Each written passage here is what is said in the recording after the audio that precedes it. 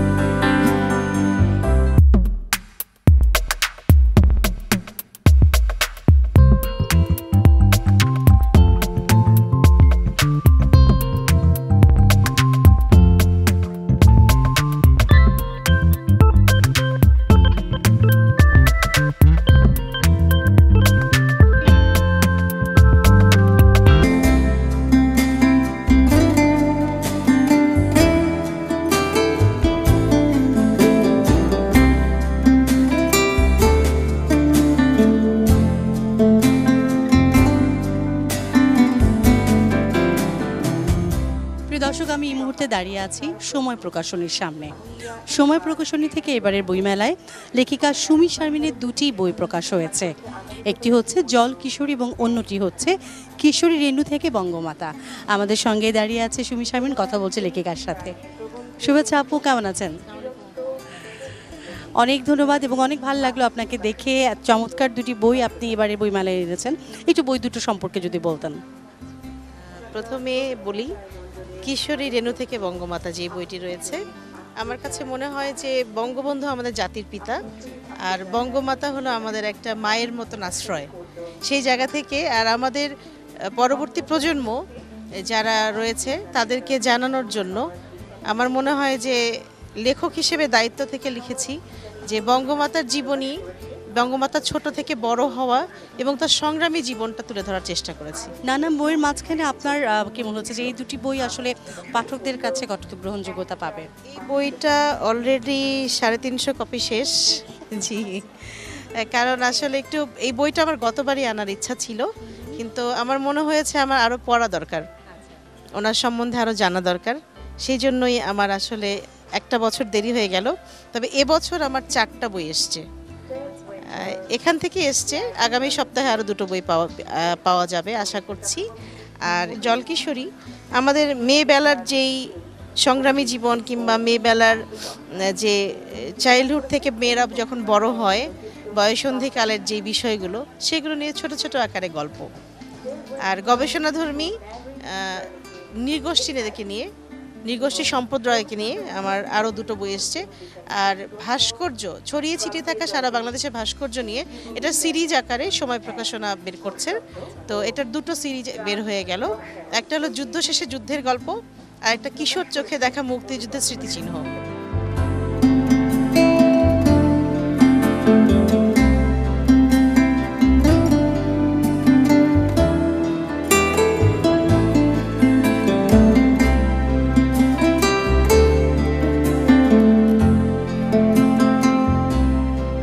দর্শক, আছি সময় প্রকাশনীতে, কথা বলছি প্রকাশক ফরিদা আহমেদের সঙ্গে।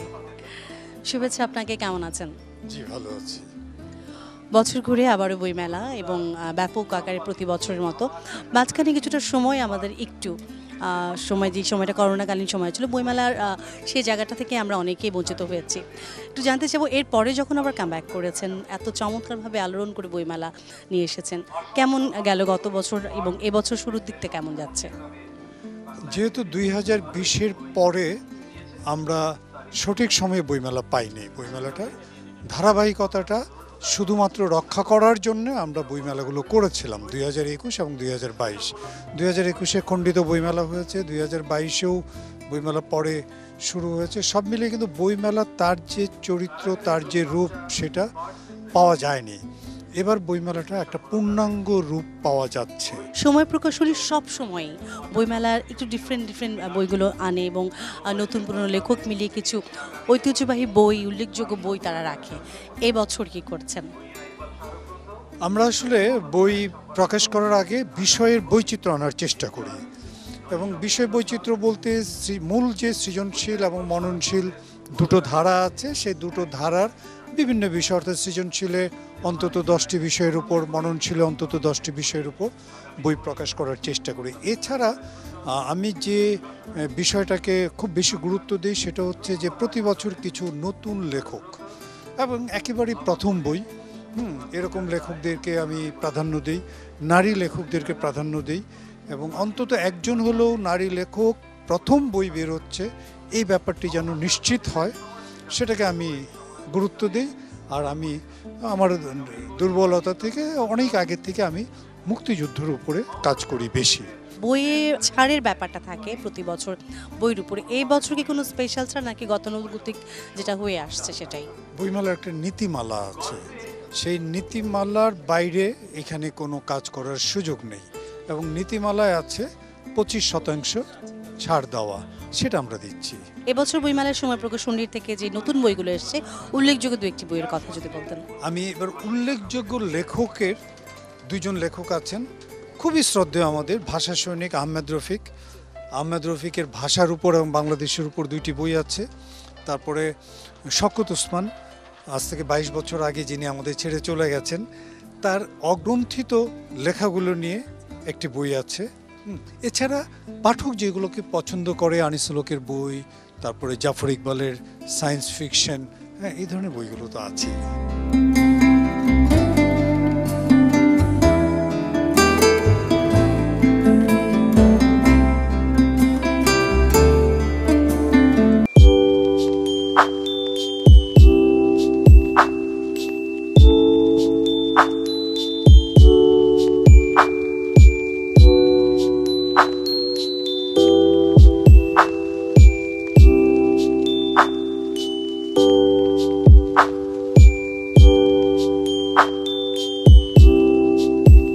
আমরা পেয়ে গেছি আমাদের সবার প্রিয় মানুষ, বিশিষ্ট নাট্যজন রামেন্দ্র মজুমদার। কথা বলছি তার সঙ্গে। আসসালামু আলাইকুম, শুভেচ্ছা আপনাকে। কেমন আছেন? আছি ভালো। আপনাকে স্বাগত বইমেলায়। এবছর আপনাকে আমরা প্রথম দেখলাম, কেমন লাগছে এবছর বইমেলা? ভালোই তো, তবে একটাই খারাপ লাগছে যে এখনো অনেক স্টলের কাজ বাকি রয়েছে। এটা একেবারে অগ্রহণযোগ্য যে, এবং নির্মাণ সামগ্রী এখানে সেখানে ছড়িয়ে ছিটিয়ে আছে, এই দিকে নজর দেওয়া উচিত বলে আমি মনে করি। তবে এবার প্রত্যাশা বেশি যে মানসম্পন্ন বই আসবে, পাঠকরা সেগুলো বাছাই করে কিনতে পারবেন। এবং বইমেলা একটা সুবিধা হচ্ছে যে অনেক বই তো বই সব এক জায়গায় বুক স্টলে পাওয়া যায় না, সুতরাং এই মেলাতে এলে দর্শক ঘুরে ঘুরে পাঠকরা নিজেদের পছন্দ মতো বই কিনতে পারেন। এবার হচ্ছে প্রাণের মেলা, যেটাকে আমরা আসলে খুব মিস করেছি গত 2 বছর, এবং সেই জায়গা থেকে আপনার প্রত্যাশাটা কতটুকু মেলাকে নিয়ে? সত্যিকার অর্থে প্রাণের মেলা যেহেতু বলি, সুতরাং প্রাণের প্রাণ মেলানোটাই আসল উদ্দেশ্য। বইমেলার অনেকেই বলেন যে নতুন তরুণরা এসে ঘোরাঘুরি করে, বই কিনে না, কিন্তু আমি মনে করি এই বইয়ের সংস্পর্শে এলেও তাদের একটা মানসিকতা তৈরি হয়, যা দিয়ে পরবর্তীকালে অবশ্যই তারা পাঠক হবে, বইয়ের ক্রেতা হবে।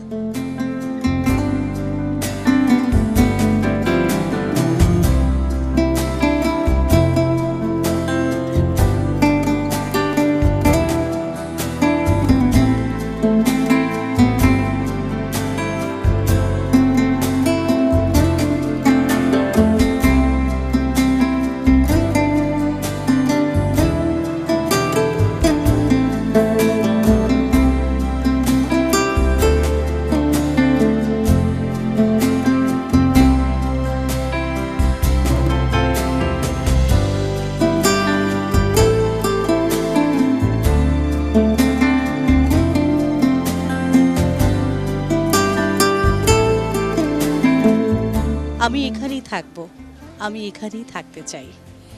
এই মাটি আমার জীবন, এই মাটি আমার মরণ। এই পলিমাটির উর্বরতায় প্রতিনিয়ত সাজাতে চাই প্রিয় দেশটাকে। কিংবা শূন্যতা পূর্ণ করে আবার শূন্য করে দিলে এই জীবন। অথচ এমন তো হবার কথা ছিল না, কথা ছিল দুজনের পথ এক হবে, যে পথ থাকবে ভালোবাসার পাগলামি। এইরকম অসংখ্য সুন্দর সুন্দর কবিতায় ভরা এই বইটির নাম কবিতায় গল্পঘর। এই চমৎকার বইটি সম্পাদনা করেছেন শিলু জামান। অসম্ভব সুন্দর সুন্দর কবিতায় ভরা এই বইটি, একটু জানবো যে কোন ভাবনা থেকে আসলে এই বইটির জন্ম হয়েছে। এখানে আমাদের গল্পঘরে যত কবি সাহিত্যিক আছেন তাদেরই কবিতা। এই বইটা আমরা প্রতি বছরই নিয়ে আসি। এই বইয়ের সম্পূর্ণ টাকাটা আমরা অসহায়দের মাঝে বিলিয়ে দেই।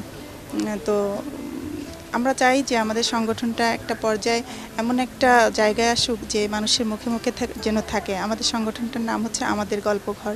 তো আমাদের এই গল্পঘরের বইটা এবার এসেছে মেঘনা পাবলিকেশনস থেকে।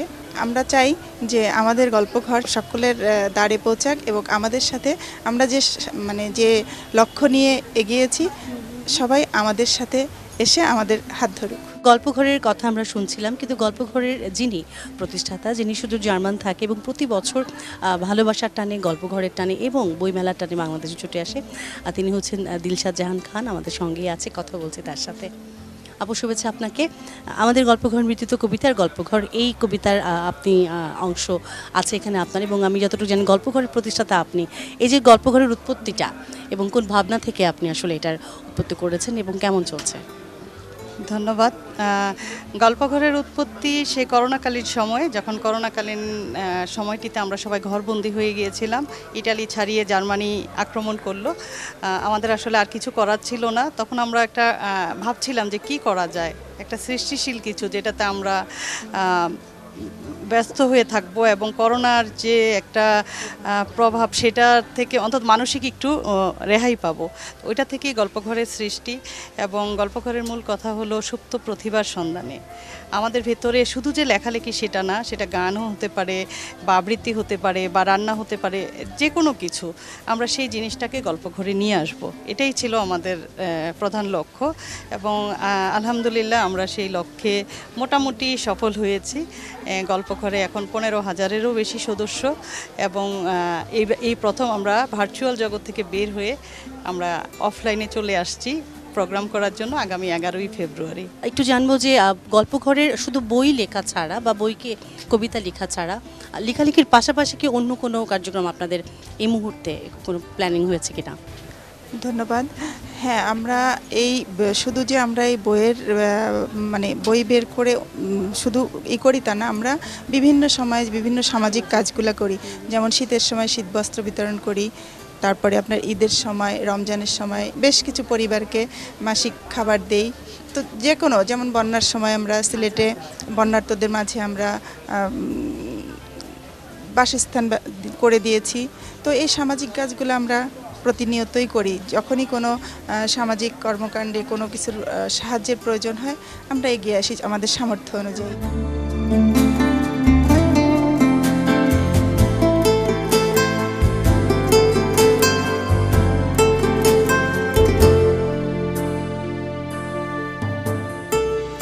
জানতে চাইবো আপনার কাছে, বইমেলা 2023 চমৎকারভাবে শুরু হয়েছে এবং প্রথম দিন থেকে আমরা দেখছি যে অসংখ্য পাঠকের আনাগোনা। একজন প্রকাশক হিসেবে আপনি কীভাবে দেখছেন মেলাকে? আমি বরাবরের মতোই মেলাকে পজিটিভভাবেই সবসময় দেখছি।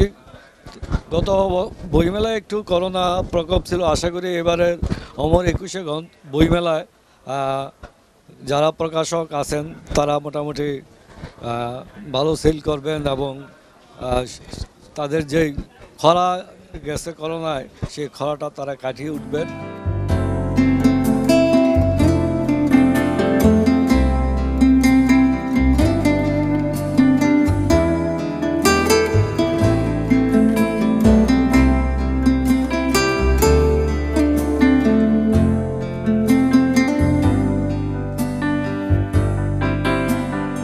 প্রিয় দর্শক, আমি এখন আছি শব্দশৈলীতে, কথা বলছি প্রকাশক ইফতেখার আমিনের সঙ্গে। শুভেচ্ছা, কেমন আছেন? হ্যাঁ, ভালো আছি। কেমন আছেন? অনেক ভালো আছি। চমৎকার সুন্দরভাবে সাজিয়েছেন আপনার স্টলটি, দেখেই ভালো লাগছে। শব্দশৈলী ব্যতিক্রমী সবসময় ছিল, এবছর আসলে ব্যতিক্রমী জায়গাটা কতটুকু প্রসার হয়েছে? ব্যতিক্রম হচ্ছে এবছর শব্দশৈলী প্যাভিলিয়ন হয়েছে, আর শব্দশৈলী এবছর 1.5 যুগ পালন করছে। আমরা প্রকাশনায় 1.5 যুগ শেষ করে এবছর আমাদের 1.5 যুগ পূরণ হলো। আর শব্দশৈলী যেটা করে যে প্রথম থেকেই তো আমরা ওই লেখক নয় লেখা ছাপি বলে আমাদের একটা মোটো নিয়েই কাজ করি। আমরা মূলত লেখাই ছাপি, তরুণদের বই আমরা বেশি করি। ভালো লেখা আমরা খুঁজি এবং ভালো লেখা যেই লিখুক তার বই আমরা করছি। আমরা একটু জানবো যে পাঠক তো প্রতিনিয়তই আসছে, বই হয়তো খুব কম সংখ্যক পাঠকই নিচ্ছে, সেই জায়গাটা থেকে আসলে প্রকাশক হিসেবে আপনারা পাঠকদের উদ্দেশ্যে মানে কোনো রকমভাবে কি বলবার আছে বা কি বলে থাকেন তাদেরকে? আমরা কিন্তু ওই যে আপনি যেটা বললেন যে আমরা কিন্তু এবছর আমাদের প্রত্যাশা অনেক বেশি, কারণ 2 বছর আমাদের ঠিক সময় আমরা মেলা করতে পারিনি, পাঠকরাও বিচ্ছিন্ন ছিলেন। এবছর গতকালকে থেকে আমরা যেটা দেখছি যে এই 1 ফেব্রুয়ারিতে মেলাটা শুরু হওয়াতে পাঠকরাও কিন্তু একটা নিশ্চিন্তে আছেন যে মেলাটা 1 মাস ধরে হবে, আমরা সেইভাবে যেতে পারবো এবং পাঠকরা কিন্তু অলরেডি মেলায় আসছে। নতুন নতুন অনেক পাঠকই শব্দশৈলীর সঙ্গে এবার পরিচিত হবে, আর তাদের উদ্দেশ্যে কিছু বলবার আছে কি? পাঠকদের বলবো ভালো বই কেনেন, কারণ বইয়ের দাম নিয়ে কথা হয়, বইয়ের মান নিয়ে কথা হয়। যে কোনো বই তো আপনারই কিনতে হবে এমন কোনো কথা নেই। বই আপনি পড়ে দেখেন, প্রথম কয়েক পৃষ্ঠা পড়লেই তো বোঝা যায় সেই বইটি আপনার প্রয়োজন কিনা। বইয়ের কাছে আসা মানেই হচ্ছে আলোর কাছে আসা।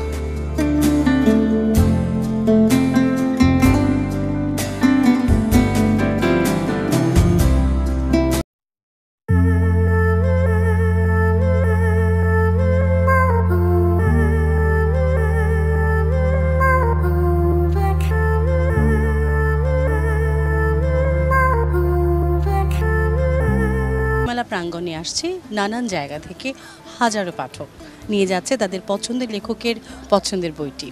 তেমনি দুজন পাঠককে আমরা পেয়েছি, তাদের হাতেও বেশ কিছু বই রয়েছে। জানি তাদের কাছ থেকে কাদের বই নিল এবং কেমন লাগছে মেলা। মেলা খুবই ভালো লাগছে, আজ বিশেষ করে 2 বছর পরে আমরা এসেছি। কোভিডের কারণে আসা হয়নি বিভিন্ন, তো এবার এসে খুবই ভালো লাগছে, অনেক প্রাণবন্ত লাগছে। মেলায় আমরা আসি অনেক রকম সাজুগুজু করে এবং একটা প্রি প্ল্যান নিয়ে আসি যে আজকে এভাবে সেজে যাব, সেভাবে সেজে যাব। তো এই ব্যাপারটাকে কেমন এনজয় করেন? খুবই এনজয় করি, কারণ আমার যেহেতু সাজতে ভালো লাগে, আমার ওই বিভিন্ন দিনের বিভিন্ন অকেশনগুলোতে সাজতেই খুব ভালো লাগে। আপনার কাছে মেলা কেমন লাগছে এবার? খুবই ভালো। আমি লাস্ট 2020-এর পরে আর আসিনি, তো এবার আসার পরে খুবই ভালো লাগছে। মানে মনে হচ্ছে যে নতুন করে আবার পুরনো সময়গুলোকে উপভোগ করার একটা সুযোগ পেলাম।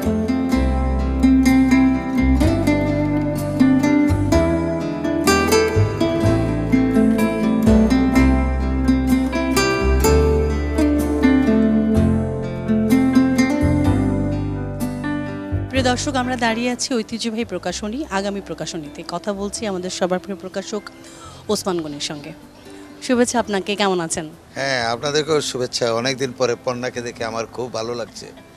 সত্যি আমাদের খুব ভালো লাগে যখন মেলায় আসি এবং সেই চেনা পরিচিত মুখগুলো আবার বছর ঘুরে দেখা হয়। গনি ভাই, জানতে চাইবো যে প্রতিবারের মতো আগামী প্রকাশনী নতুন নতুন বই উপহার দেয় এবং খুব বিষয়বস্তুর দিকে আপনারা অনেক সবসময় খুব কঠিন একটা ডিসিশন নিয়ে থাকেন। তো এবার আসলে কি কি বই দিচ্ছেন? আমাদের বঙ্গবন্ধু, মুক্তিযুদ্ধ আর মুক্ত চেতনা, 2-এর পত্তই আমাদের প্রকাশনা। এই অঙ্গীকার নিয়ে আমাদের প্রকাশনের যাত্রা শুরু করেছিলাম আমরা, এবং বঙ্গবন্ধু মুক্তিযুদ্ধ বিষয়ক সর্বাধিক বই আমরা প্রকাশ করেছি। আমি ব্যক্তিগতভাবে একজন মুক্তিযোদ্ধা হিসাবে আমি মুক্তিযুদ্ধকে প্রাধান্য দিই। আমরা বলবো যে গতবার 170টি বই বেরিয়েছিল, এবার হয়তো আমরা 100 বই বের করার চিন্তাভাবনা করছি।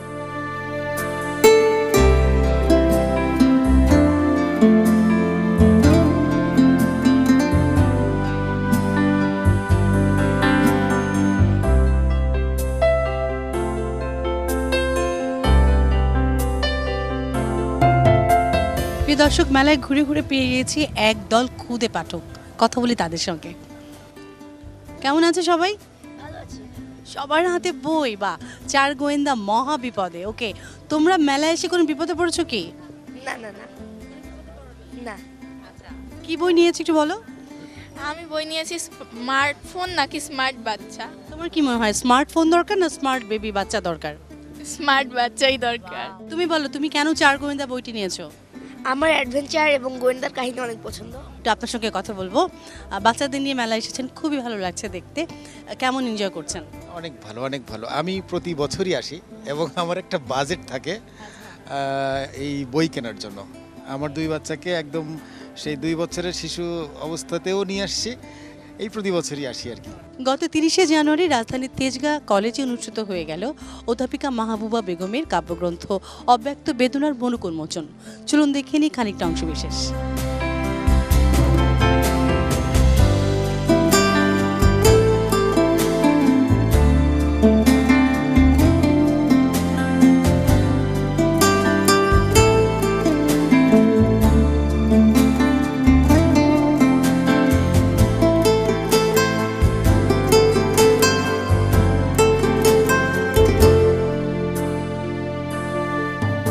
কথা বলছি মাহবুবা বেগম, তিনি এবছর বইমেলায় চমৎকার একটি বই নিয়ে এসেছেন, অব্যক্ত বেদনা। কথা বলি তার সাথে। কেমন আছেন আপনি? আলহামদুলিল্লাহ, আপনি ভালো আছেন? অনেক ভালো আছি, আপনাকে অভিনন্দন। আপনার চমৎকার একটি বই, প্রচ্ছদটা দেখে আসলে খুব ভালো লাগলো, এত চমৎকার একটা প্রচ্ছদ। অব্যক্ত বেদনা, এটা কি বোঝাতে চেয়েছেন?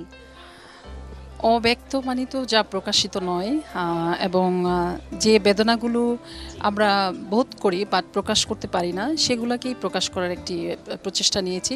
বিশেষ করে আমরা জানি যে আমরা ব্যক্তিগত পর্যায়ে, সামাজিক পর্যায়ে, রাষ্ট্রীয় পর্যায়ে বা বৈশ্বিক পর্যায়ে যদি বলি, বিভিন্ন ব্যথা বেদনার মধ্যে দিয়ে আমাদের দৈনন্দিন জীবনযাপন, বিশেষ করে আমাদের জীবনটা চালিত হয় বিভিন্ন বেদনার মধ্যে দিয়ে। কিন্তু কিছু ক্ষেত্রে আমরা বিভিন্ন কারণে প্রকাশে অক্ষম, এবং প্রকাশ করলে সেটা হয়তো সৌন্দর্য হারিয়ে ফেলে, সেজন্য অপ্রকাশিতই থাকে। বাট আমি চেষ্টা করেছি যে কবিতার শব্দের মাধ্যমে সেই বেদনাগুলোর প্রকাশ করতে, এবং প্রতিটি মানুষ যেন তার বেদনাকে সেই কবিতার মধ্যেই খুঁজে পায়, এবং সেই প্রাপ্তি থেকে সে যেন নিজেকে নতুনভাবে আবার আবিষ্কার করতে পারে। সেই চেষ্টা থেকেই আসলে এই বইটির নাম দেওয়া হয়েছে অব্যক্ত বেদনা।